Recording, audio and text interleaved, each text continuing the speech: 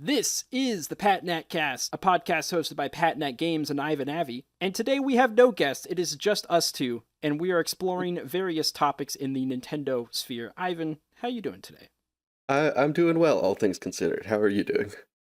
All things considered, and even without that caveat, I'm still doing pretty well, so I can't complain.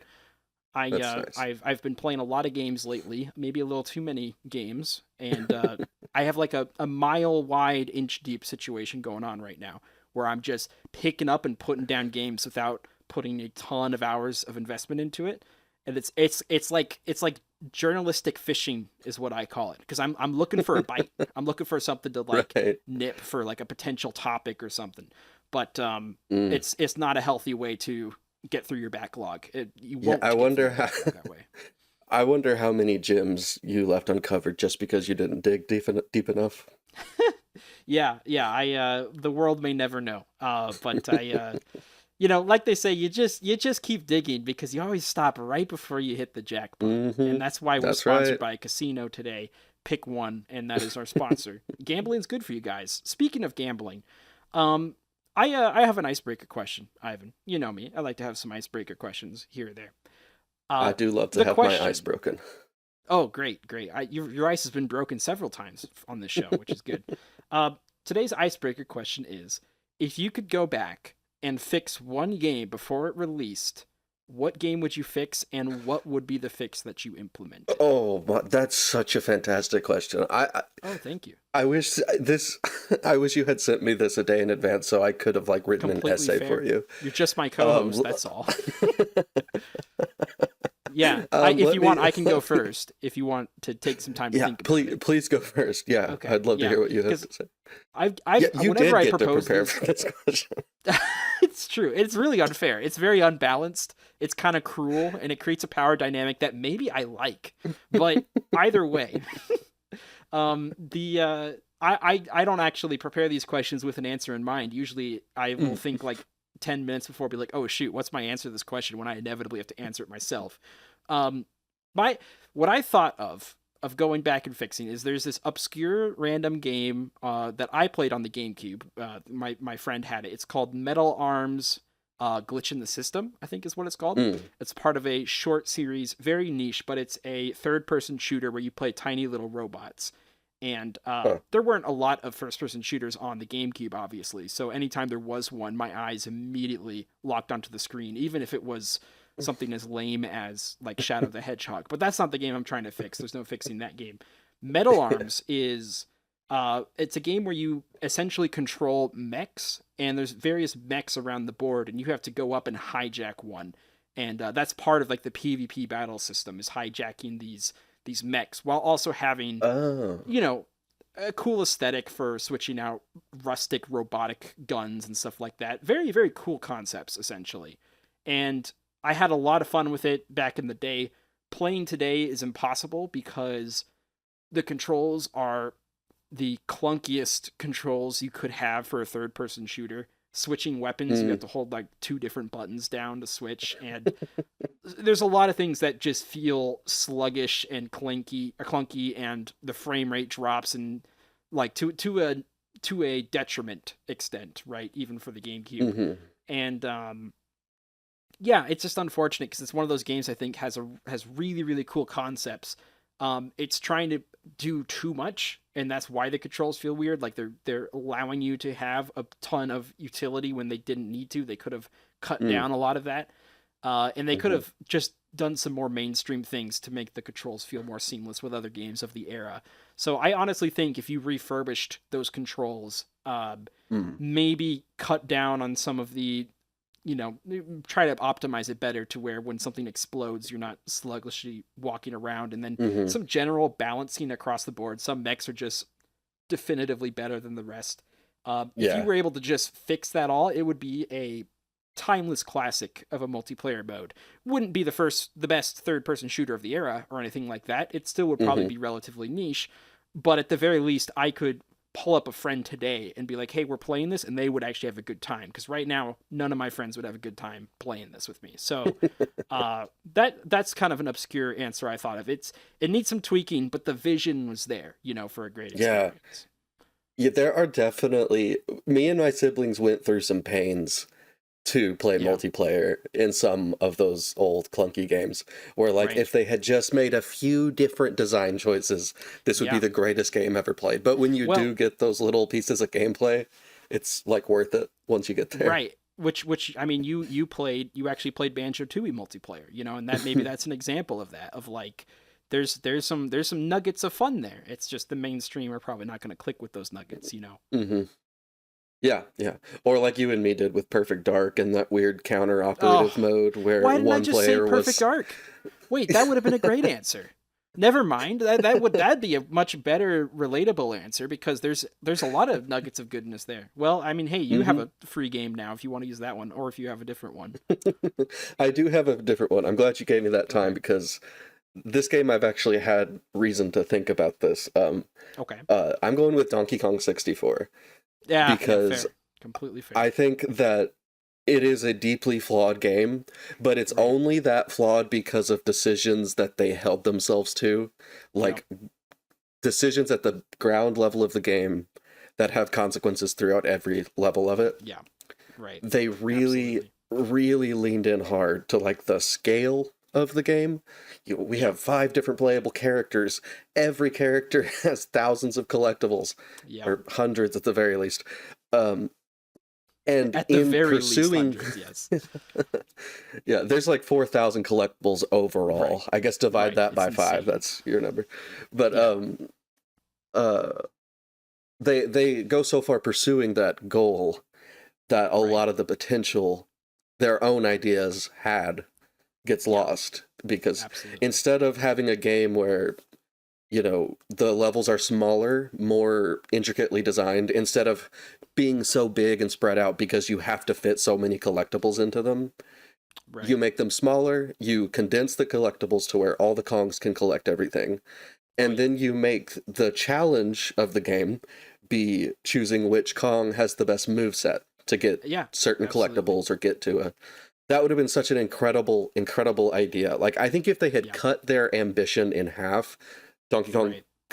Donkey Kong 64 would have been twice as good. Yeah, I agree 100%. You're almost saying word for word what I said in my analysis on it. So like I said, we have a parent trap situation going on. Clearly, we're blood brothers, really. But Yeah, yeah, so much truly. potential. A game that should have been great, but they shot themselves in the foot with hmm fixable design choices. Right, like hmm that's the tough part, and that's why it's such a great answer to this question. I almost said the same answer too when I was thinking about it earlier, but I was like, I bring up Donkey Kong 64 almost every podcast episode. So I just I stopped myself from doing it, but I'm glad you did, because it is true. They could have fixed it, and it would have been great. It would have been an all-time classic. So yeah, that's the icebreaker segment. Just some quick fixer-uppers and games that would be on their merry way. But man, Perfect Dark that you brought up as a side example is also a great example.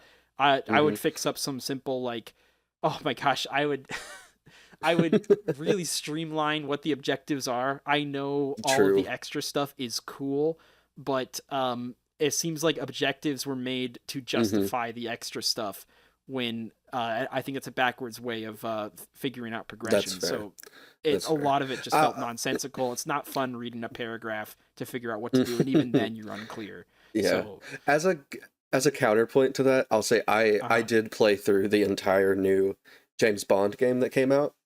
Okay. So that's like a very modern spy game. And Right, I right. played Perfect Dark and James Bond at the same time. So Interesting. I was kind of comparing them just because they're very different games, but they're both Sure. approaches on the stealth Right, genre right. or the spy thriller kind of thing. Yeah, And yeah.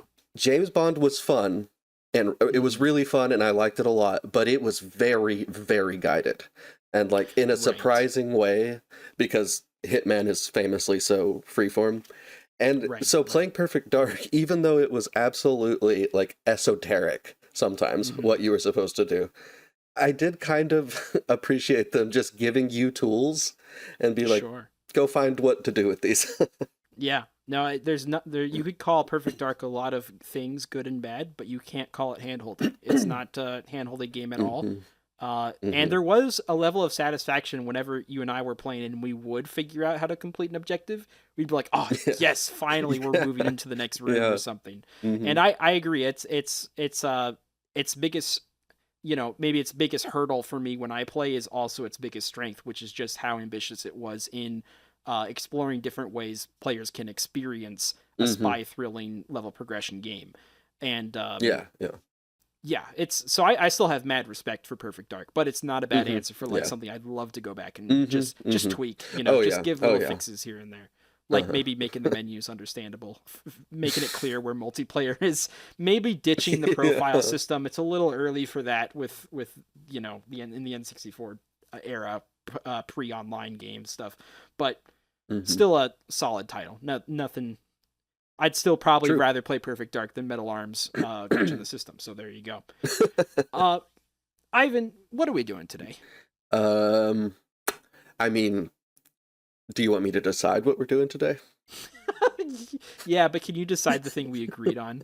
Because that would make my format work a lot better. It'd go a lot smoother if you just happened to choose what we already discussed. Okay, all right, fine. I'll stick to the plan. Today we're looking back at the Switch 2's first year, a year in review. I guess we're a little late to it, but yeah, it's like a year and some change. But to be honest, the only extra game that really matters that's been out since then is Splatoon Raiders. So that's the only extra thing we're throwing in there. Which is a pretty big boon to Nintendo. Yeah. Maybe we were doing it late just so we could add one more quick boon to strengthen it. Not to say it's like a flat release or anything like that, but it does help some of the metrics. I guess maybe a good question. I thought like we could do this chronologically, but I was just like, that's boring. You got to look at a list and like look at the years, and it doesn't make for a good show. I thought the conversation might be more fluid if I just ask, what was your favorite game released on the Switch 2 within its first year of release, or a year after its release, rather? Yeah. Surprisingly, a very difficult question to answer. Sure. But we'll get into all of them, but I'm going to just say that my favorite, the one that left the most lasting impression on me, was Donkey Kong Bonanza. Fair enough. Yeah. Which is funny. The second game they really released, and still the one that's holding the most weight for a lot of people. I can't argue so much against that. I think I have that as maybe like my second favorite. My personal favorite is still Kirby Air Riders. I love that game. I'm still playing it, by the way. Like I played it last week even. It's gripped me. I was a huge fan of the original, and they unapologetically committed to everything that the original started. So it's a for the fans game and done in the best way possible. So Kirby Air Riders still has my heart. But yeah, Bonanza is a great second one. Any other notable ones within that like S tier range or top tier? Boy, oh boy. Well, yeah, definitely the Star Fox remake. Okay. I hesitated to select it because I thought it was basically the best remake ever. Sure. I loved it, while I was playing it. Right. The graphical overhaul is incredible. I think it may be the most beautiful game Nintendo's ever made. Certain areas of that game are just like really jaw-dropping. Like on Titania. Titania was the last planet that I saw in my playthrough, and I'd been really loving all the new designs and the new visuals, and then I got to Titania and was still like astounded by how good it looked, even after seeing everything else the game had to offer. I really, really love what they did with the characters and the story. I thought it was handled just about perfectly. Okay. So all of this to say, it is on its face a 10 out of 10 game. Okay. However, I'm going to say something that would have pissed me off to hear someone else say before the game was out. I love that. I love that as a preface, because we all have those things. Like, we all have that one point we want to make where I'm like, if I heard anyone else make this point, I'd want to sock them. But, like, I'm about to make it myself, But yeah, please, go ahead. It is faithful to a fault, I think. Which I totally understand why they did that, because this is a very important game in Nintendo's history. It's very beloved. Right. It's kind of this comeback for Star Fox, and they give it to Velen, who's a pretty small studio, if I remember correctly. So Okay. they're handling like the crown jewels of the Star Fox franchise, Right. tasked with a remake. So obviously they're going to be faithful. I just it doesn't really point the series in any new direction. Like, and maybe that's obvious. Right. and, and people were saying that before it came out, but I was holding out hope that it would at least hint towards what we might Something see in the future. in a Well, future Star Fox game. Like, what would especially, a Star Fox game look like now? yeah, and the biggest like quote unquote at least with this game when people were finding out that it was going to be a remake and not a new title was the biggest at least Hmm. was, well, at least this will get people into the series, right? And Hmm. that Yeah, was also said with Star Fox Zero, but that was unfortunate. But yeah, it's true. when you have that big of an expectation, it is kind of unfortunate to end the game with like, oh yeah, it's just another end of Star Fox 64, and we're pretty much back where we started, other than Hmm. we finally have a good Star Fox game to lean on. Yeah, So but you're right, like story wise, world wise, character wise, we have no idea where the series could go. It's not like yeah. they opened up new avenues for themselves. It's another Star Fox 64 remake, you know? Hmm. Yeah. It really is. Like I was hoping for at least like a uh a nod, like at the Mm-hmm. end, like a tip of the hat that like, Yeah. all right, Quick, we've tricky done jump this, scare. and now, yeah, like what are we looking like? What's the little Easter egg you're gonna throw in at the end, like for the Yeah, next thing? right. Um, but like Especially, Star Fox 64, it's like exactly Star Fox 64 was one of the greatest games of all time, and the mhm. sequels followed to live up to that. And now I'm afraid that that history is going to repeat itself. Yeah, like that's why I guess I never felt a ton of weight to the hopefulness of like this, Hmm. we need a safe pick like 64 to get people in, Hmm. but I'm like, you're not giving them much reason to come back when you keep showing them the same game over and over again, right? Yeah. Like it's people Hmm. aren't going to be invested in the future of Star Fox if they're just reliving the same experience over and over. So Hmm. I agree. It doesn't leave Star Fox in like an astonishingly better place than it was already at. Yeah. But at the very least, it showed that Nintendo still has some of that sauce in them. They still can Yeah. hire out the right Yeah. studios to pack a Hmm. punch, because the gameplay itself felt very good. It didn't. They Hmm. could have Oh yeah. botched up the flying. Hmm. They could have botched up the choose your own route system. None of that got botched. Hmm. It was all just as solid as it used to be, and they showed that an engine can now run this in HD on the Switch 2. Those are the Hmm. promising things. But you're right in terms of Star Yeah. Fox World. Not to stay on Star Fox forever, but I will say, uh, I I really liked it as a Hmm. remake, and I'm generally not a remake person. I also, Hmm. to me, it's a game that like I guess leaves my memory once I'm done with it. Right? It doesn't stay Yeah. with me because the things that are going to stay with me is the originals that I grew up playing. Right? And Hmm. in all honesty, I'll probably go back to play the original more than this one, even though it looks worse, it runs slightly worse. But it does have a Yeah. battle mode that doesn't have an auto lock system, which I really, really miss. But other than all that, I agree though. Solid game. I Hmm. probably wouldn't even put it in my rankings for remake's sake though, because I Yeah, still that's kind of classify where it I as a was at with different it. criteria. Hmm. Yeah, but yeah, Yeah. a good shout, especially for those who have not experienced Star Fox 64. Hmm. That's not a bad one to add to your library. I'm gonna go and I'm gonna throw Splatoon Raiders also in S tier for Yeah, you. that was the other Um, one. yeah, I'm pleasantly surprised. I'm blown away. I'm not a Splatoon guy. I have tried Hmm. many test fires to get into the game, Mm. and it's never interested me. A while back, you and I talked about how you have an affinity towards the allure of shooting people. The allure of shooting people in a first person shooter is important to you. How it Yes. feels when they get shot, how what their animations are, and Hmm. stuff like that. Right? I Yeah, I absolutely. I feel that way about the mechanics of shooting in general because I have played a lot. The first person shooter I've played the most is Counter-Strike, which is a very mechanic focused shooter. Yeah. And Like identical when recoil patterns and stuff.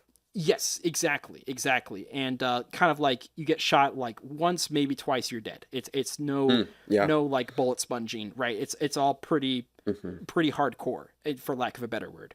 That's the kind of first person shooting I got used to. So when I play something like Splatoon, I'm not super into the inaccurate shooting.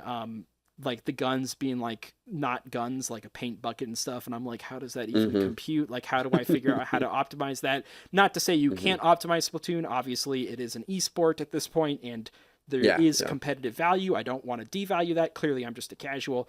But that's why I never got into the PvP games.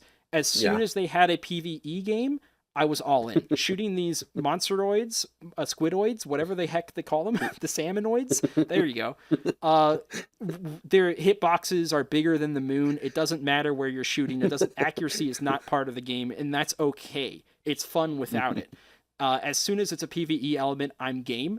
And it's also a roguelite that's not incredibly difficult like most popular roguelites that I've tried.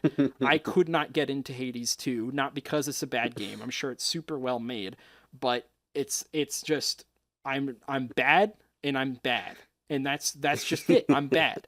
And I will run into the same boss over and over again and just be like, I'm done. I don't want to play this anymore. With Splatoon Raiders, it's a lot easier, and I can actually grind levels and not hate myself. So, it really feels like a roguelite that's curated towards me. It found the novel concept of Splatoon that I like, which is the paint shooting and the the gizmo heavy arcade style fun, and it combined that with like here's a roguelite where you don't have to be good at games, and the tech tree is not overcomplicated. It's not daunting. It's very easy to understand. Once I have all that, I'm locked in. So all that to say, very impressed by Splatoon Raiders. I started off by renting it, and I ended up buying it because I love it. It's a great time. Yeah, I absolutely agree. I've had fun with the Splatoon games. We had Splatoon 2 around when it came out, but we had horrible internet at the time. So if you were lucky, you'd get into a match, and if you were really, really lucky, you'd make it through the match without disconnecting. But even when we had that game, what I did the most was Salmon Run, which is what Splatoon Raiders is kind of based on.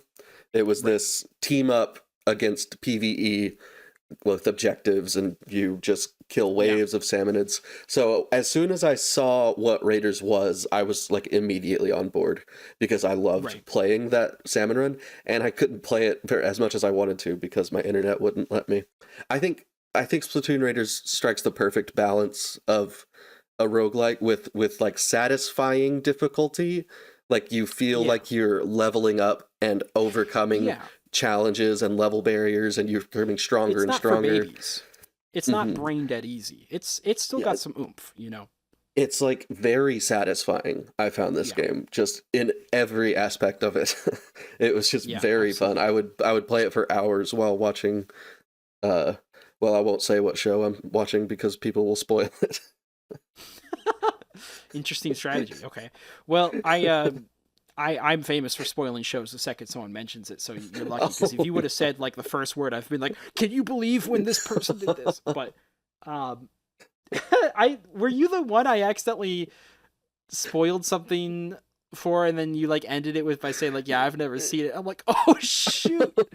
I don't think you were the one. It's okay. I ruined someone else's dreams. But yeah, I was talking about Avatar: The Last Airbender, just assuming that my company had seen it and they had not seen it, and I was just like, "Oh, that's a bad one to spoil." I know. I don't think I said any major spoilers. I was gushing about it because it's a great show. Okay. But the shortest possible tangent, just because I watched it very recently. Sure. What did you think about the recent movie they made? If you've seen it, I have not seen it yet. No. Oh, okay. I liked it. I was surprised to see people. It's actually out now, right? Yeah, it's on Paramount. Okay. It got leaked like for months. Right, and for whatever reason, I felt like I don't want to watch a leaked movie before it's out, and I don't know why. I don't have a ton I of had the agency.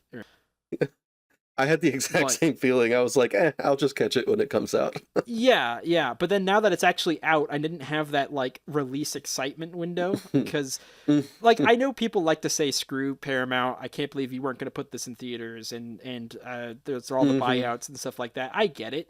But I don't think that justifies leaking a movie because it really did fizzle a lot of my excitement when it was like leaked and then I'm like, oh, and then I'm already hearing Yeah. what people have to say about it before Yeah. it even came out, and it's just not my favorite way to digest media. But I will give it a watch for sure at some point. I'm not expecting the world from it.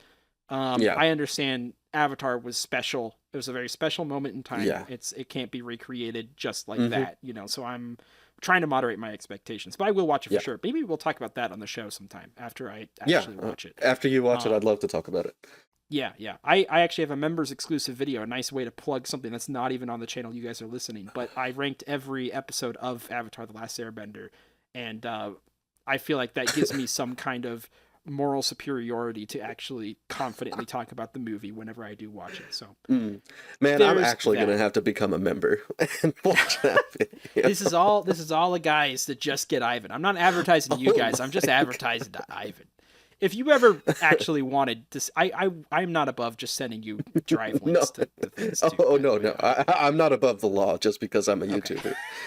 Yeah, clearly, because you didn't watch the leaked movie. You know, you wait till it was out for no good reason, as did myself. Anyways, way off topic, but Switch 2, which does have an Avatar game coming out, by the way, but Switch 2... Does it really? Oh, it the does. fighting game. Yeah, it's a fighting game. I think it's out on other systems, so I don't know. Yeah. Okay. Games don't exist in my head until it's out on the Switch for some reason. As for other games, are there any other that you would throw into like this S tier for Switch 2 launch year or year after? Honestly, I think we can move on from S tier. Okay. There are other games that I had a great time with, but Sure. And we don't need to do every single tier, but like what's another like step below game that you can think of for Switch 2? Pocopia is way up there for me. Okay. I don't know if you played it. It's really not. Your thoughts. It's not really my kind of game. I'm not the cozy builder like community simulator. Sure. I've only just now started playing Stardew Valley for the first time. And I haven't played it in like 3 weeks. So, but Pocopia, I spent like 80, 90 hours in. Something about it was just so much fun. Wow, 80 to 90 on a Switch game, that's wild. Yeah, I spent, I picked a few of the zones and I would just spend hours like terraforming and like building an actual little town. And it was some of the best fun I've ever had. And like, it was really satisfying to see what I'd done. Right. I was surprised by how much I enjoyed it, but I was really glad to have given it a chance. Right. Yeah. I wasn't expecting. I mean, no one was expecting that from Pokemon, much less a Nintendo license game key card title. But yeah, I was blown away to hear that people were resonating with it a lot. Are you interested at all in the DLC that's upcoming? I'm actually not. That's kind of. I did spend 80 to 90 hours in it. Right. And that's way more than I usually give games these days. Completely. That's fair. That's the game that was in my hands every time I was sitting down. And so I think it's one of those games where it's like I've spent my time with it. I really enjoyed it, but I'm not going to get back into it. Right.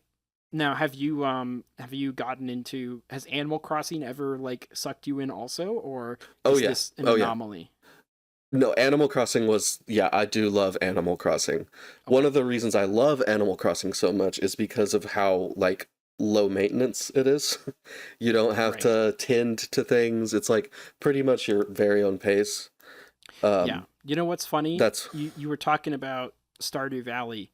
What I love about Stardew Valley is how high maintenance it is. I love the rush of needing to do things within a certain time limit and whatnot. And I think that's why I resonate a lot with Stardew Valley and not with things like Animal Crossing, because I like to go a little faster. But Yeah. Yeah. I definitely see the appeal. I did really enjoy Sure. what I played of Stardew Valley. I just can't keep up that that level of interest long enough, Oh, I it guess. is stressful too. It's exhausting. Hmm. And when you put it down, it's hard to get back into it. Like picking up a Hmm. save that you put down a while back is tricky because Yeah. it's like I don't know. It's like it's kind of like when you would start a semester again in school after being on summer Hmm. break. You know, it's like you have to run back into like super high speed mode. And you're like, I spent a whole summer not in that mode. Uh, so it is a bit of a brain shift to get into it. But okay, Hmm. Pokopia. I've heard nothing but good things. I would love to try it at some point. I would swallow my Hmm. game key card pride and I would hit that download button. But it just hasn't graced my presence yet, Hmm. unfortunately. Yeah. Um, as for me, it's weird because I don't now there's like a bit of a gap in terms of Switch 2 games because like I think the next like Nintendo licensed Switch 2 game I played would probably be Mario Tennis Aces or Mario Tennis Mm. uh Mario Well, Mario Tennis 2026, whatever the heck it's called. yeah. I'm on They all track with sound the same the to me. I just want You're to on. confirm that you haven't forgotten about Mario Kart World. Oh yeah, Or Mario is Kart World. I did forget about it. Yeah, okay, you're right. Mario Kart World's I didn't know above if it was Mario Tennis. actually gonna go like down at the bottom for you or not. No, no. I give my spiel on World real quick. Please do. I well, come to think of it, I've talked about it on the podcast before, so I won't stay too long onto it. But I'm just I Mario Kart 8 kind of burnt me out a lot. Mm, We had it for so long. Ultra refined but almost sterilized driving mechanics that mm, um, over time I just got bored of. And I think when I picked up World, I was hoping for something more new, but the feel of it felt very similarly refined, which is not a bad thing, but mm-hmm, similarly refined to 8 to the point where it felt like I was playing the same game under a new coat of paint. And mm-hmm, obviously with some new mechanics like bouncing off the walls and microboost. But microboost was already a huge focus of 8 that to me it's like same difference kind of thing. To mm-hmm. where I was just like, this is the wrong time in my life for this game, because all I've been playing for over 10 years is one Mario Kart experience, and I feel like this is more of that. So Mm-hmm. maybe it's my love or my nostalgia for older Mario Kart games that makes me like not really care so much about World.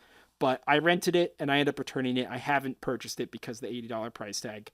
Mm, Um, Worst case that'll do scenario, it. if I have friends over who want to play Mario Kart, then I'll just play Mario Kart 8 and we'll probably be okay with that. But I'd Mm, love to play Double Dash too if I had a GameCube up and running out. yeah, I really miss Double Dash. Yeah. Every copy of Double Dash I've ever owned didn't work. Like you would have to Oh, open and close the disc over and over and over again. And dang. that's one of those multiplayer difficulties that my siblings suffered through is Yeah. loading up Double Dash, having to open and close the disc because it kept having errors. Right. And like And then we've had like like you three might be different able to copies play that again for like 2 seconds and then you have to then it crashes again. That kind of thing. yeah, yeah. Yeah. Yeah. Well, once you got into a race, if the race would get going, It was fine. we'd be okay. Okay, Yeah. I see. Um, There's yeah. No, I I don't know if that that is was a like a real common pain in the problem. past.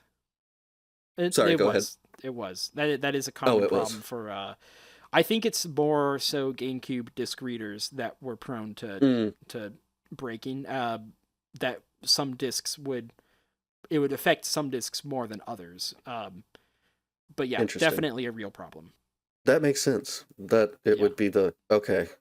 But Huh. you like Mario Kart World. Oh yeah, I do like Mario Kart World. I really love Double Dash. Me and my siblings played a lot of Mario 64 or Right. Mario Kart 64. But yeah, I think Mario Kart World is a great game. It's a little bit of a contentious game. Like it got kind of wrapped up in the circumstances of its release. Yeah. But I think it's just a game. It's fine. It's just a game, yeah. It's like an extremely competent Mario Kart. And that's the most I Right. can say about it. Sure. It is competent. I always felt the outrage towards some of like the specifics of like the online stuff. I was just like, Mm, oh, I don't feel that harshly about it, you know? Like I don't love intermission tracks, but it's not the biggest yeah. deal to me. I like I kind of forget they exist, you know? But I guess I should say that I do not play online. Like, I think I've done it twice on Mario Kart World. same. So that Same is here, yeah. a gripe that, like, I just wouldn't be exposed to. Yeah, So, but Mario for my Kart, purposes, the game's fine. right. Mario Kart as a series will always be a local game for me. That's just Hmm. how I grew up playing it. That's where my enjoyment of the game comes from. Online, I could take, if the game didn't even have online, I probably wouldn't care. Like I that's, Hmm. but I will say though, probably the coolest thing about Mario Kart World, and I would probably play this a little bit more often if I actually had the game. But knockout mode, I found some enjoyment in Hmm. knockout mode. And I do think knockout mode online specifically was helpful because as soon as you're out, boom, you boot up into the next match and True. you're rolling again. But I couldn't play knockout mode locally very much because it was like my friends would get out sooner than me and they would just have to wait until I'm awkwardly playing single player for a long time. So that's one of the things that benefits online more than local. But yeah, Mario Kart World still, it's one of those things. There's not much bad about it. It's just Hmm. to me Yeah, it's like not what I need right now, which is why I have it true. kind of in the lower end of exciting Switch 2 games, but above Mario Tennis, which was the most boring Switch 2 game I've played. To me it felt like a big scoop of nothing. I've not been in Mario Sports games recently. I've Mm. heard that this is actually a step up compared to the last tennis game, which tells me a lot more about the last tennis game than this one because I felt like I was like, this is $70. I'm feeling nothing playing this Woo. game. The ball moves like 2 miles an hour. There was no Yeah. grit involved. There was no Mario excitement that used to come Hmm. from Mario sports games. So I'm very vocal about just being like, okay, this game is a piece of nothing to me. So it's you know, I some people haven't like it though. really enjoyed uh, a Mario sports game since Super Mario Strikers on the GameCube. That's fair. Um, but I'm not a big Have you sports guy. played Sluggers? Yeah, my siblings love Sluggers, but that game makes me so angry. Like It's kind of like Stardew Valley where it's high maintenance. It requires a lot of like active engagement. yeah, it's awful. Yeah, I we'll work my on that. siblings We'll were fix that. somehow good at it because there's no skill involved in the operation of that game. Don't ask me how they beat me every time, but it Yeah, certainly wasn't any difference in skill. we'll work on converting you to that one. We can get you there. We'll Okay. fix you. All right. But yeah, Strikers is great though. Nothing wrong. Nothing against Hmm. Strikers, but Strikers and Sluggers are like the epitome of Mario sports games to me. It's like Hmm. this is what True. True. Mario sports games should be because it's exciting. It's what separates it from real sports games, which can be slow and boring sometimes. So Hmm. to me, like that's the appeal of Mario sports in general. And when I play Mario Tennis, I'm like, wow, I can't believe I just played nothing. I didn't know what playing nothing felt like. I think that's a bit of a contentious take. I think generally it was higher. It was somewhat positively received. So there's a free one for you guys. But yeah, any other games around this area that we're missing? I know there's like Metroid Prime Ooh, 4 and stuff, but that's technically a I Switch didn't play it. One game dual release Hmm. kind of. Which game did you say was the prettiest game that you played? Oh, Star Fox. Yeah, Star Fox. No shade against Star Fox. I still think Hmm. uh, the prettiest Nintendo game ever made, published by Nintendo, is actually Metroid Prime 4. Mm. Which is funny because both of our picks are on the Switch 2, which bodes pretty highly about its fidelity. Yeah. Uh, Yeah. but Metroid Prime 4, absolutely beautiful, astonishing game, and it's just as beautiful on the original Switch hardware too. Mm. The only Wow. trade-off is that there's longer loading times when you open up a door, similar to how the original GameCube games were, which is funny because the original game, as I'm sure you remember, the original I do. GameCube games, you would try to open a door and you would have to wait an hour for the door to open, and then you walk in. Yeah. The Switch One edition of Prime 4 is like that, but Hmm. it is crazy how beautiful they made this game to run on Switch One hardware. It's absolutely insane. A lot of the other parts of the game are kind of mid. So Hmm. I've talked about Prime 4 to death, though. I don't plan to. I'm myself sick of talking about it because I got my think piece out. Yeah, but I would say if I were classifying that in the Switch 2 realm, I'd still put it above Mario Kart, but it would be it wouldn't break S tier or anything like that. Yeah. Unfortunately, I haven't played it, or maybe fortunately. It's a mixed bag. It's a mixed bag. Yeah. Well, are there any others that we're forgetting? I guess Tomodachi Life, which I like. I have played a lot of that, Yeah, but it's awesome.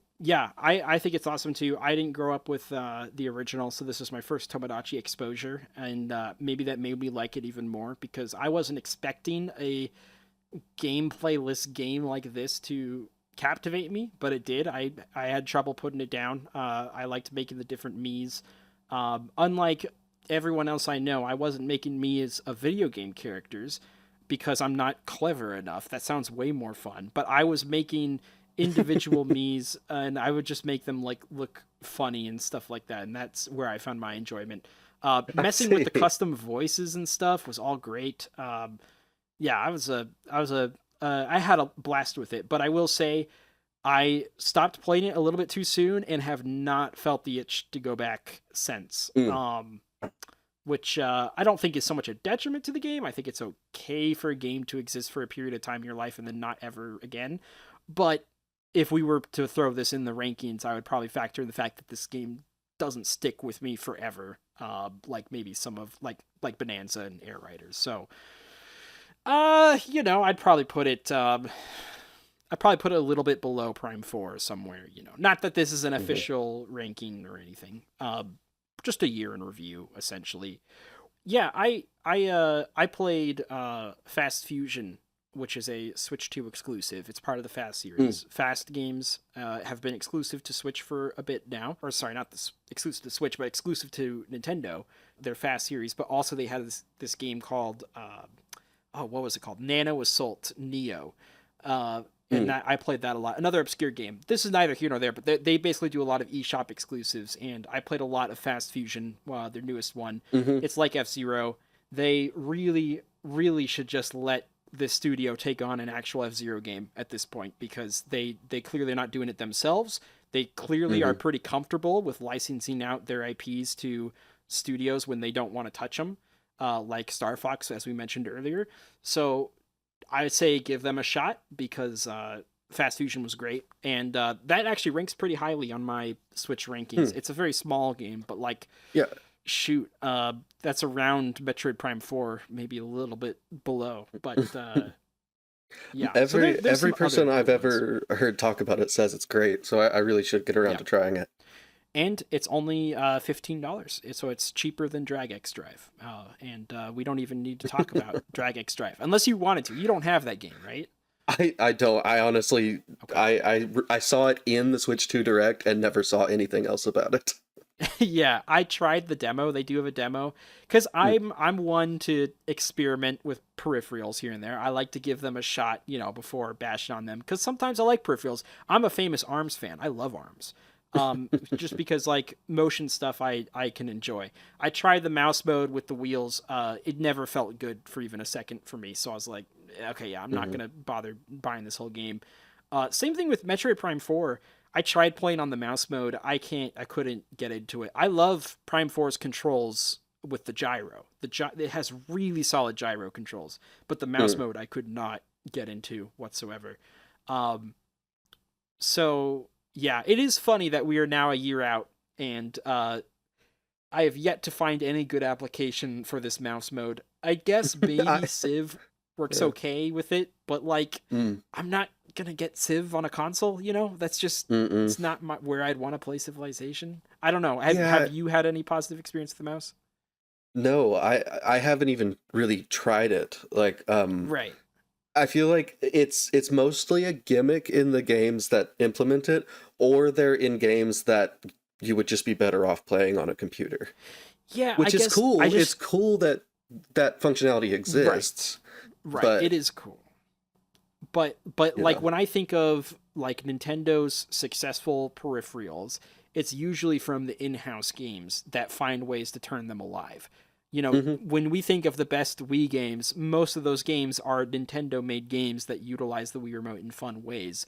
The best Wii U games, yes, they exist. The best Wii U games are usually from Nintendo utilizing the gamepad for stuff. Obviously, they don't do that successfully a lot of the times, but that's okay. Or it's not okay. It was messed up. I felt lied to with the Wii U, but that's okay. But with the mouse, I would expect them to to have more party centric stuff that utilize it. Apparently Jamboree had some modes that utilized it, but beyond that, it seems like even Nintendo doesn't really touch it, which is disappointing because that was kind of the promise of like, hey, look, they are doing something quirky still. They still have that Nintendo spirit to them where they do something quirky. And I'm like, great, I'm here for quirky. Let's just actually see it in action. But so far it's just been Metroid Prime and Drag X Drive and Jamboree, I think, are like the only games that really have used it. But I am actually kind of glad that they aren't using it too much. I think their like gimmicks of the past worked a lot better for the times that they were in than they would now. Because now I'm on my Switch. I primarily have my Switch 2 to play Nintendo games, but I might also want to play something like Cyberpunk. So I'm really glad that the Switch 2 can be easily transferred to those games instead of like the days of like the Wiimote and the nunchuck. So I'm glad that they're conforming a little bit to the standards, but that doesn't mean they couldn't still use it in fun ways. Yeah, I guess it's with the way the mouse is set up right now is that it's no game would ever need it to be a requirement, I think, right? And I think that's what separates it from Wii Motion. Like the Wii Remote itself, because you had the controller shaped in the way it was, basically begged for peripheral to be added because you are functionally less. Your utility belt is smaller with the functionality of the Wii Remote without motion.